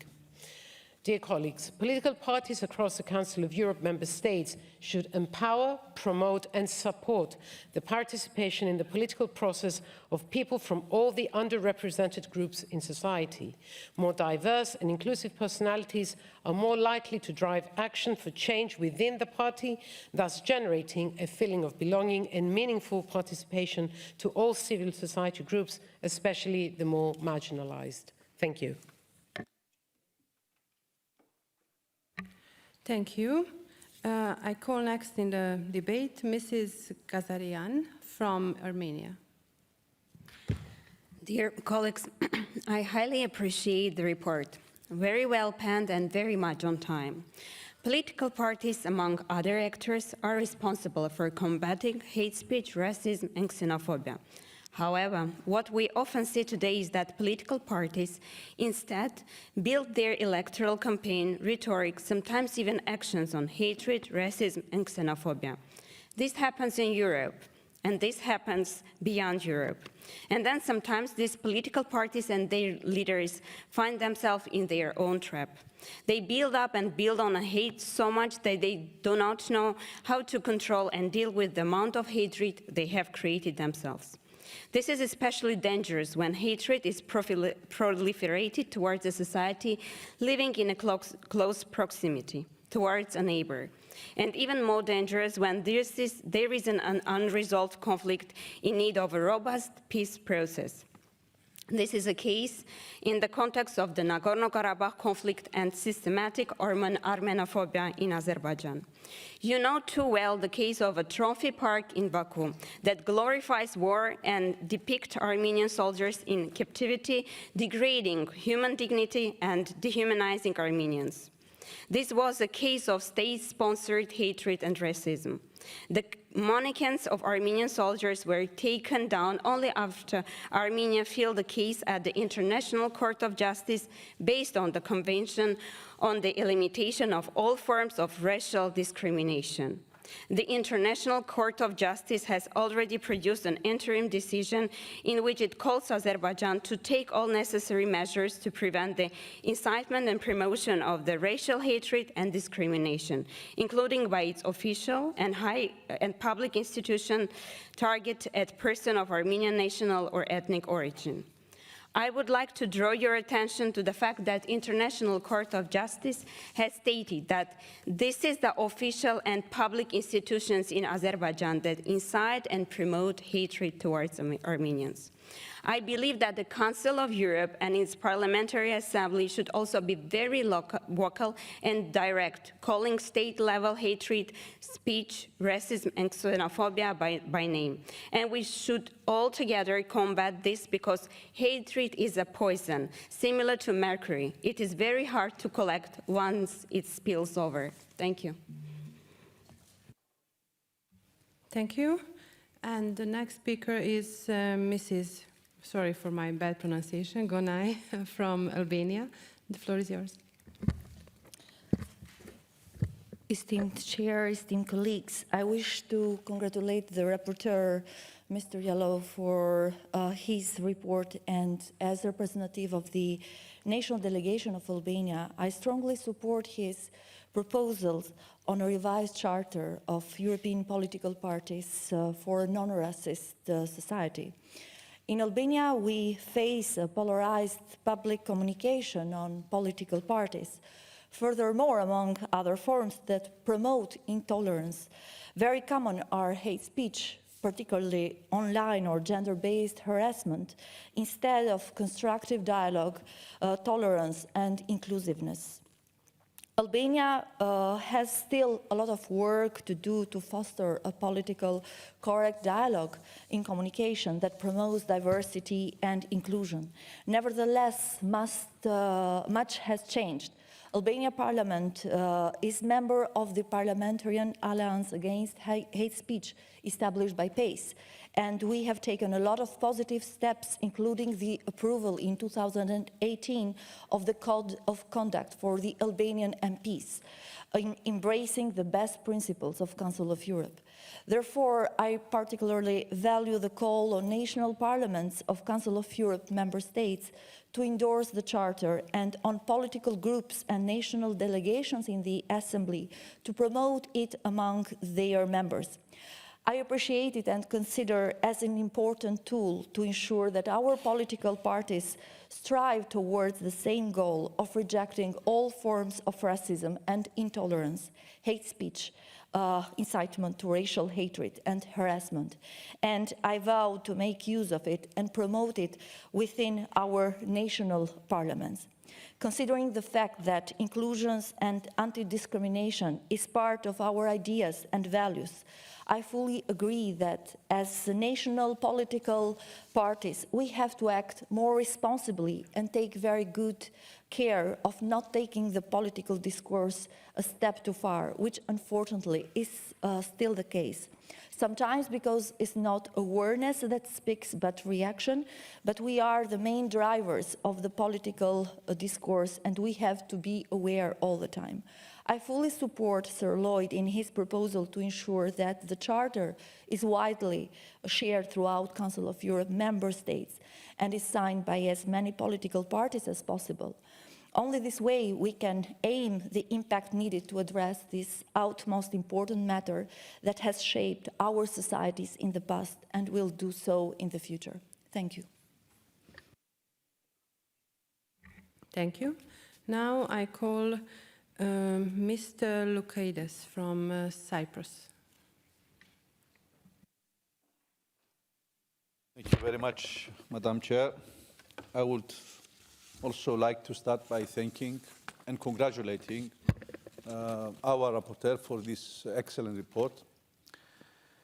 Dear colleagues, we fully endorse what the Charter for a non-racist and inclusive society stipulates, amongst others, namely that we remain deeply concerned about the resurgence of rhetoric presenting migrants and refugees as a threat to and embedded to society, which increases negative reactions among the public to immigration and immigrants.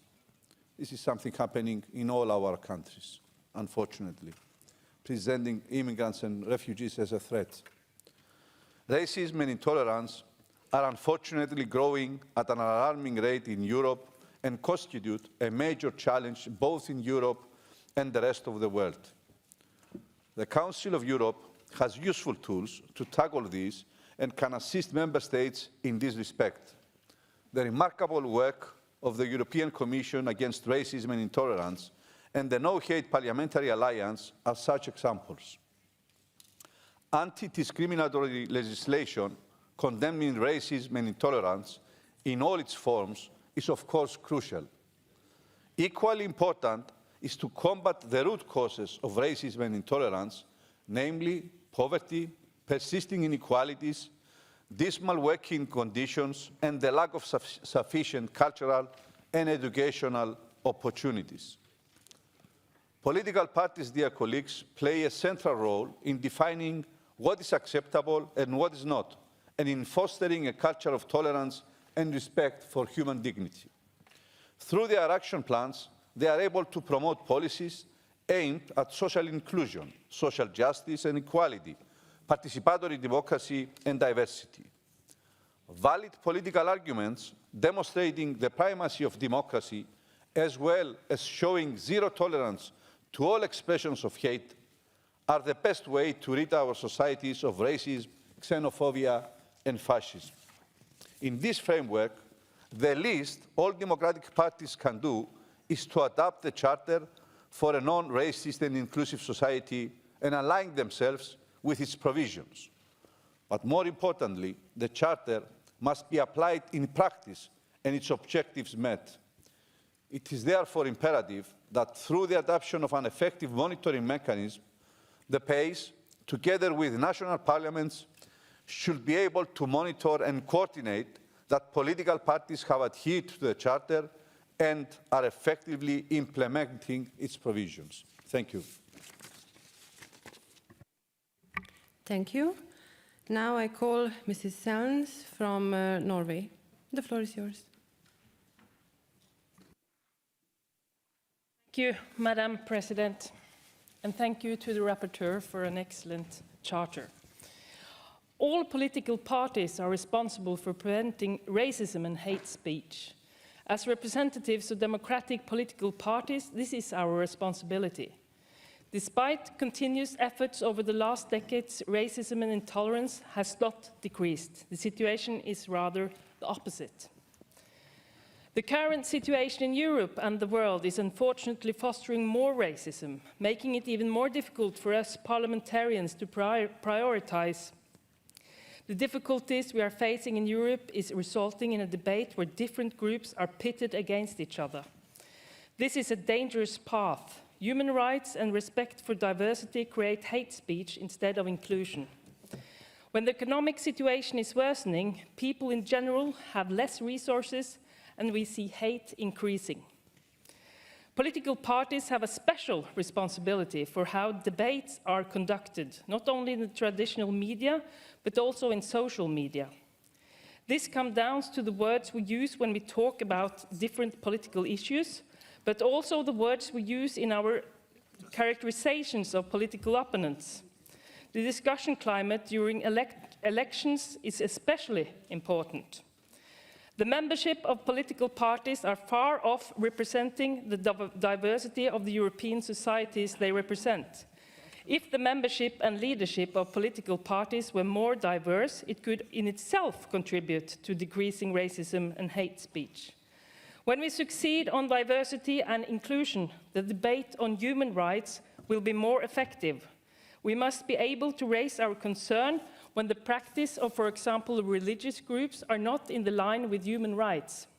This is not racism or hate speech. It is how we must take responsibility so that everyone has the right to live their lives in a society where human rights are fundamental rights.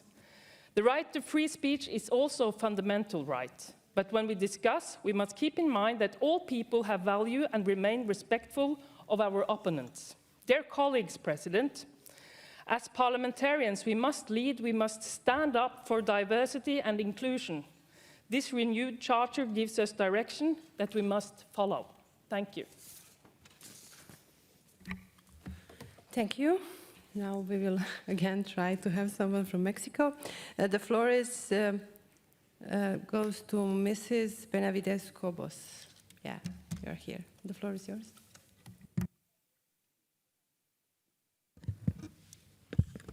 Gracias, señora presidenta.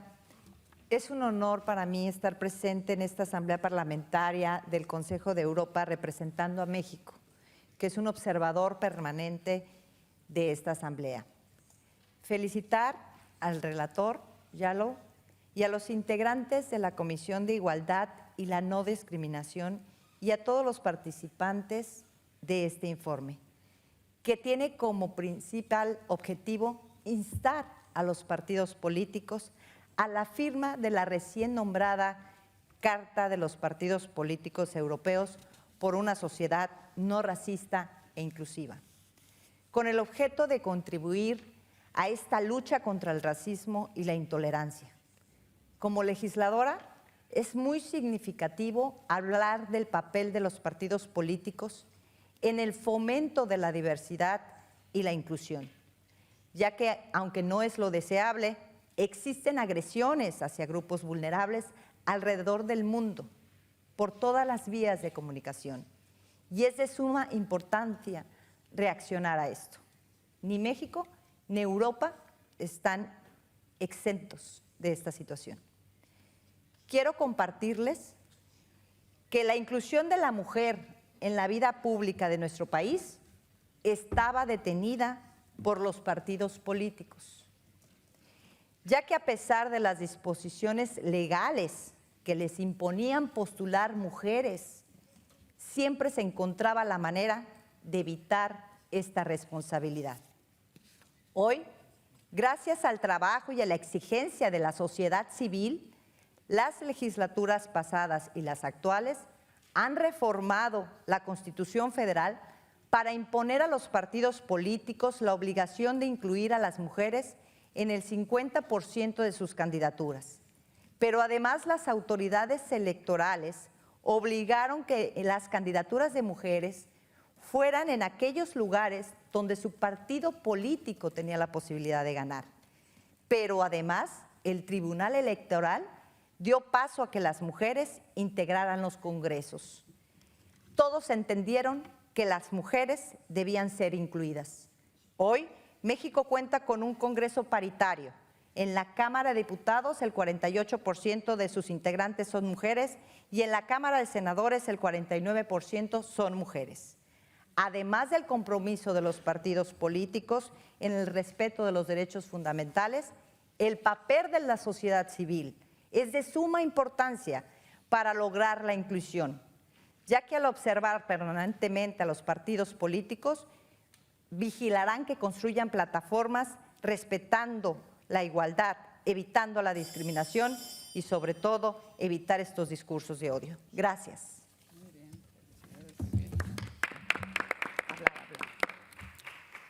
Gracias. The next speaker is Madam Stinen from Netherlands. Petra, the floor is yours. Yes, thank you, Madam Chair, and thank you, Mr. Jallo, for this excellent report.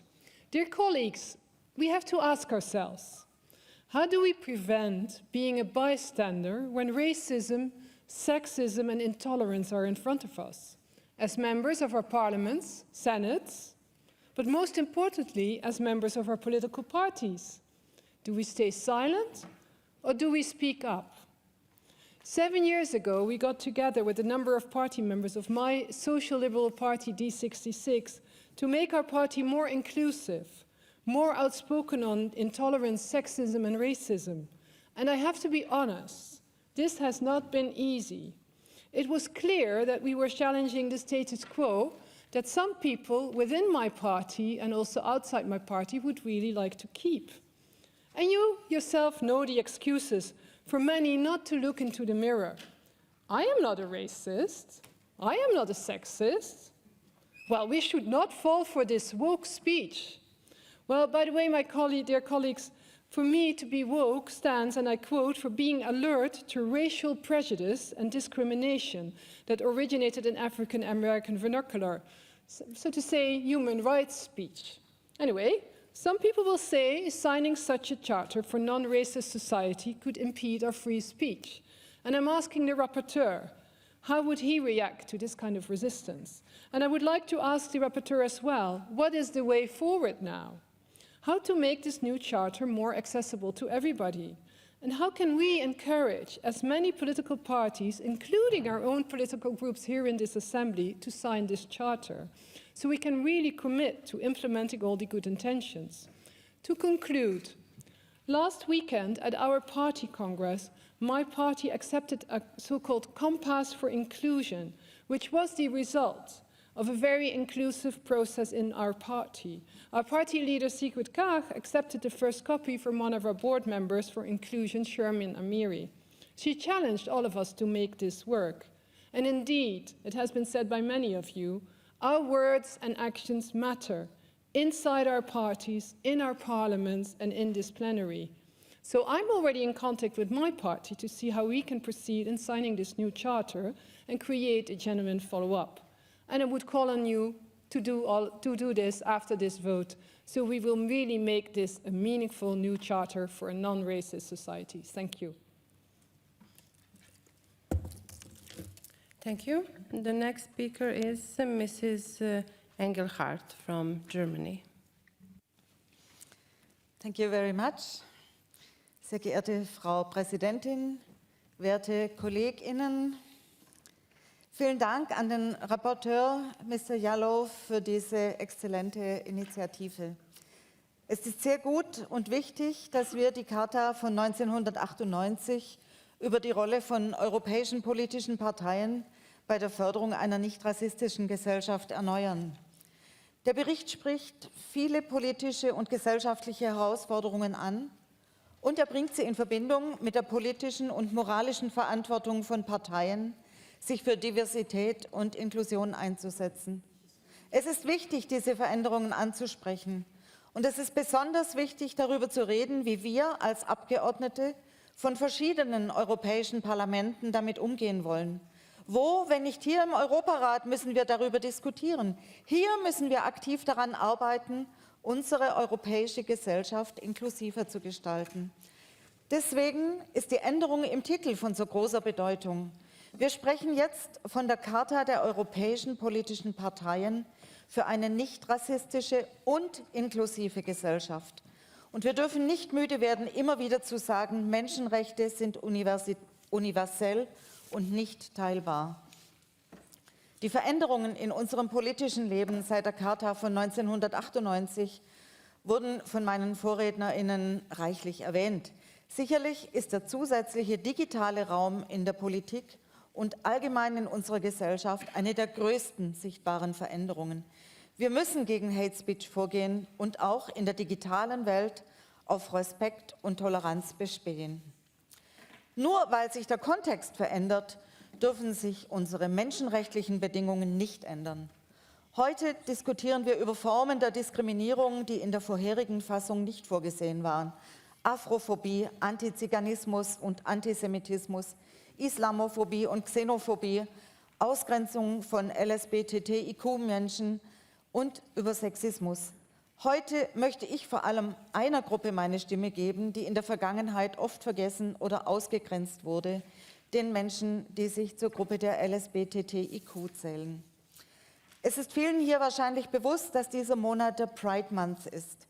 In diesem Monat machen queere Menschen ihre Sexualitäten und Identitäten sichtbarer. Sie kämpfen für andere, die diese Selbstverständlichkeit noch nicht erreicht haben. Und sie weisen auf die Schwierigkeiten hin, denen queere Menschen sich stellen müssen. Pride steht für Toleranz, für Stolz, Inklusion, Akzeptanz und Selbstbewusstsein. Und Pride steht gegen Diskriminierung, Ausgrenzung, Homophobie und Transphobie. Auch im Deutschen Bundestag mache ich mich stark für queere Menschen und stark für eine inklusive deutsche Gesellschaft. Es ist erschreckend, dass nicht alle Parteien für die Akzeptanz von queeren Menschen stehen. Auch deshalb dürfen demokratische Parteien keine Kompromisse mit populistischen Parteien eingehen. Politik und hier besonders die Parteien sollten, und hier benutze ich Herrn Jallows Worte, Rassismus, Intoleranz und Hate Speech entgegenstehen und dabei Diversität, Vielfalt und Inklusion fördern. Der Europarat ist ein guter Start dafür. Lassen Sie uns zusammen in einen politischen Dialog treten mit gegenseitigem Respekt und dem Ziel, bessere menschenrechtliche Bedingungen herzustellen. Nicht nur für einen kleinen Teil der Bevölkerung, sondern für alle. Für eine nicht rassistische und inklusive Gesellschaft. Danke. Vielen Dank, dear colleagues. I remind you all that the speaking time is 3 minutes. Stick to 3 minutes. The floor is now goes to Mrs. Newington, Madam. Merci Madame la Présidente, mes chers collègues.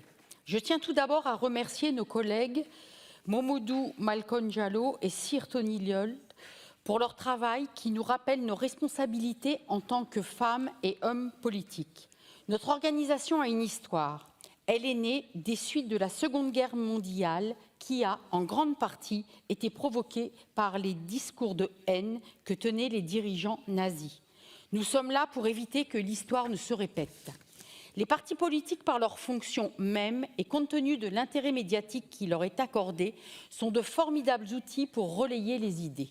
Malheureusement, il s'avère que parfois ils véhiculent des stéréotypes dangereux, d'une part pour les personnes ciblées et d'autre part pour la démocratie. Dès lors, il est légitime que le Conseil de l'Europe examine les outils permettant d'inciter les partis politiques à faire preuve de vigilance face aux discours de haine et d'intolérance. Et l'un de ces outils est la Charte des partis politiques européens pour une société non raciste et inclusive. Depuis la fin des années 90, cette charte sert de boussole aux partis politiques dans leur lutte contre les discours de haine. Il est nécessaire aujourd'hui de la mettre à jour et pour l'adapter aux défis de notre temps. L'ajout d'une référence explicite à la communication en ligne me paraît indispensable. En effet, les discours de haine doivent être combattus, quel que soit le moyen par lequel ils sont exprimés. Notre Assemblée s'est déjà exprimée à de nombreuses reprises sur ces enjeux numériques.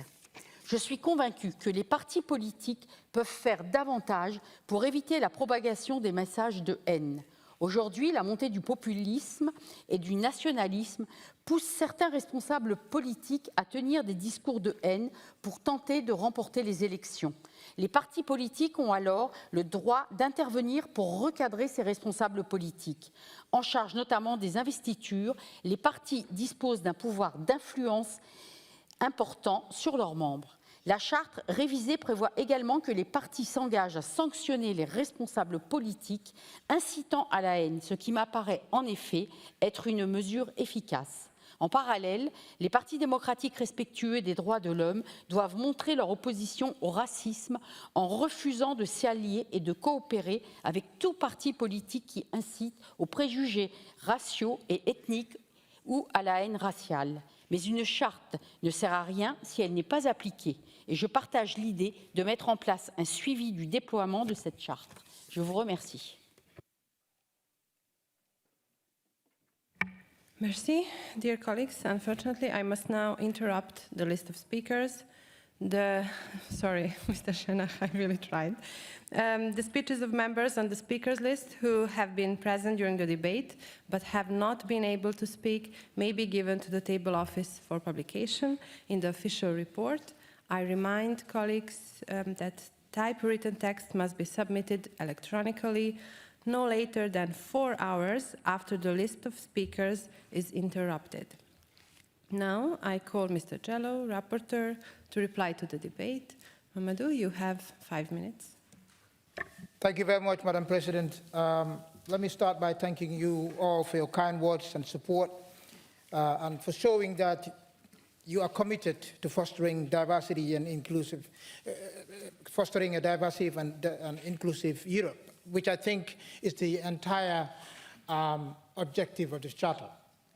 Rather than reactive, it is proactive. We want people to reflect on these issues and change their culture.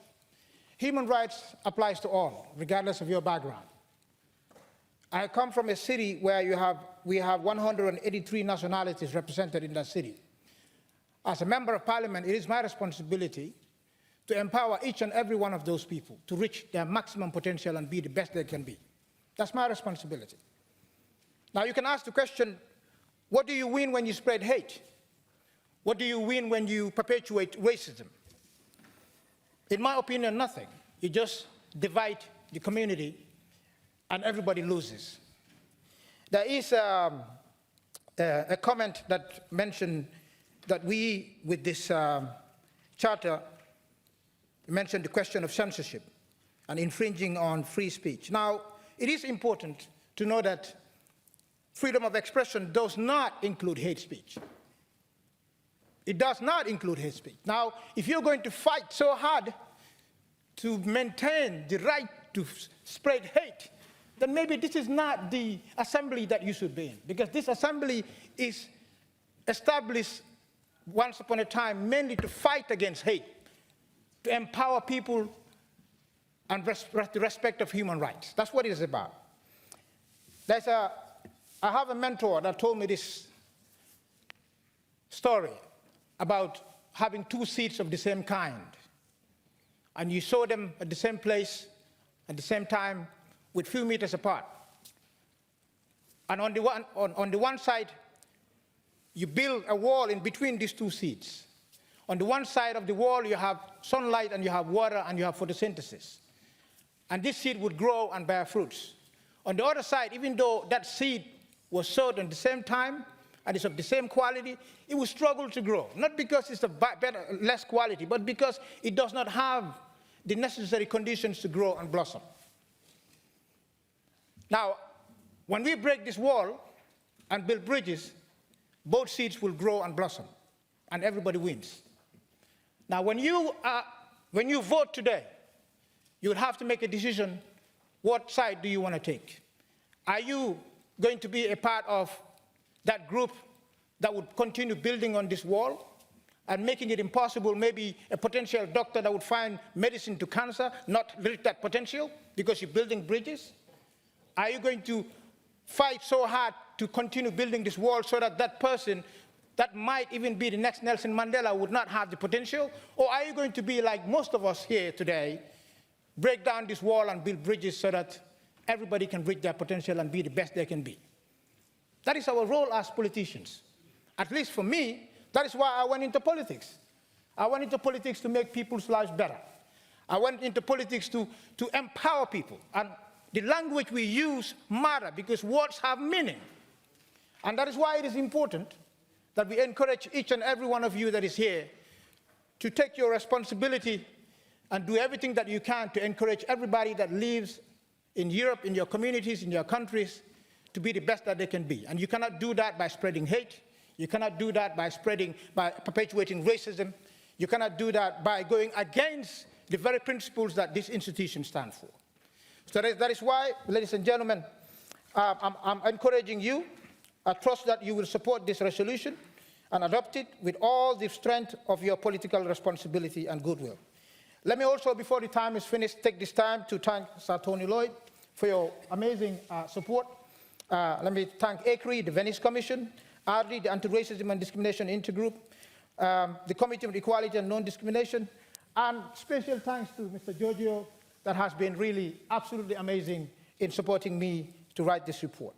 Last but not the least, we shall be judged not by the eloquence of our words, but rather by the power of our actions.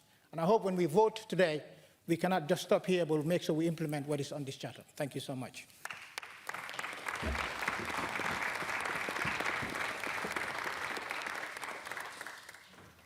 Thank you. Does Mr. Benchikla, the Vice Chairperson of the committee, wish to speak? I believe yes. You have 3 minutes. Yes. Thank you, Madam Chair. Dear colleagues, le racisme et l'intolérance sont des ennemis indicieux, enracinés en profondeur de notre société et difficiles à éradiquer. On dit souvent qu'il faut joindre nos forces pour lutter contre ces fléaux. C'est ce que nous avons fait au sein de la Commission sur l'égalité et la non-discrimination tout au long de la préparation de ce rapport et de la nouvelle charte pour une société non raciste et inclusive. Nous avons en effet coopéré étroitement avec une pluralité des acteurs au sein du Conseil de l'Europe et au dehors de celui-ci, afin d'inclure dans la charte les points de vue des experts et bien entendu des responsables politiques. Tout d'abord, nous avons reconnaître le rôle de l'initiateur de l'écrit de la Commission contre le racisme et l'intolérance du Conseil de l'Europe, qui a lancé cette idée il y a déjà quelques années lors de la célébration du 25e anniversaire de la Fondation. L'Assemblée a soutenu cette idée et s'en approprié avec la résolution de 2019 sur le rôle et les responsabilités des dirigeants politiques dans la lutte dans le discours de haine et de l'intolérance. Par la suite, notre commission a officiellement demandé l'avis à l'écrit et a reflété dans la formulation finale de la charte. Nous avons coopéré étroitement avec Hardy, l'intergroupe du Parlement européen sur l'antiracisme et la diversité, que nous avons impliqué à traverser plusieurs auditions et autres échanges. Nous estimons qu'une coopération régulière et intense avec le Parlement européen devra être une priorité de notre Assemblée et en espérant que le Parlement approuvera formellement et soutiendra cette charte. La Commission de Venise également contribua à l'élaboration du document grâce à ses compétences en matière non seulement des institutions démocratiques, mais également sur la vie et le fonctionnement des partis politiques.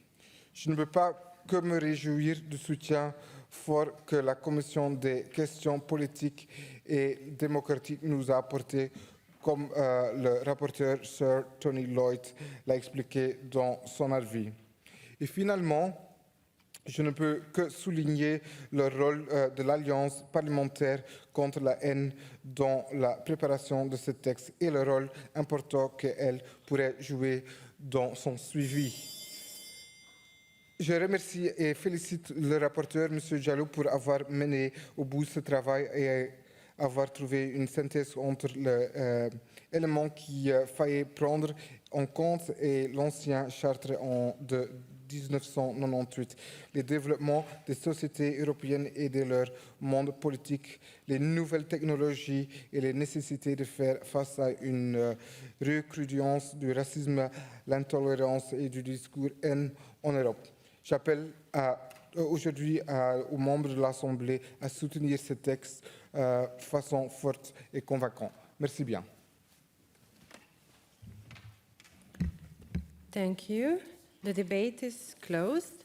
The Committee on Equality and Non-Discrimination has presented a draft resolution, document number 15535, to which one amendment has been tabled. I remind you that speeches on amendments are limited to 30 seconds. I understand that the Vice Chairperson of the Committee on Equality and Non-Discrimination wishes to propose to the Assembly that the amendment to the draft resolution, which was unanimously approved by the committee, should be declared as agreed by the Assembly. Yeah, that's the case. Does anyone else object? If so, please ask for the floor by raising your hand. That's not the case. I declare that the amendment to the draft resolution has been agreed. We will now proceed to vote on the draft resolution contained in document 15535 as amended. Members present in the chamber should use the hemicycle voting system. The vote is now open. Okay.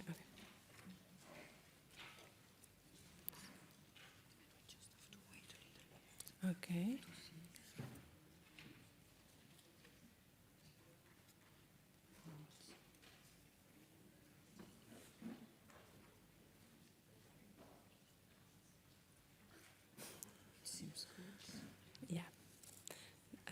The vote is closed. I call for the results to be displayed.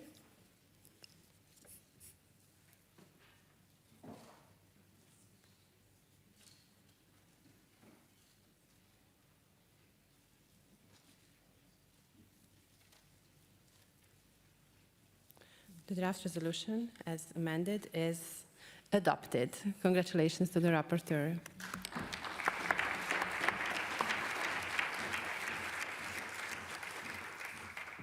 Dear colleagues, the Assembly will hold its next public sitting tomorrow morning at 10 a.m. with the agenda which was approved this morning. The sitting is adjourned.